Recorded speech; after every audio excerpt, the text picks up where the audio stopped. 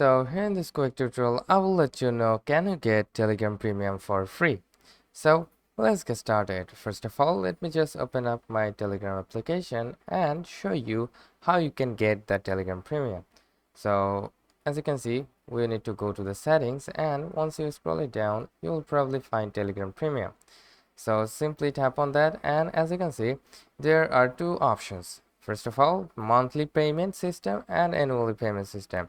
So it is asking for money, and money is not free.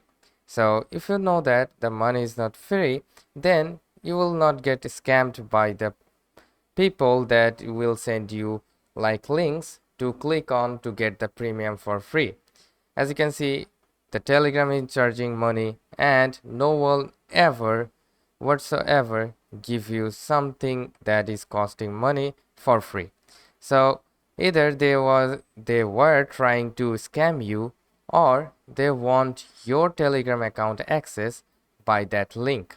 So don't fall for them. Don't fall for the premium for free things. So I think you have learned something new in this video.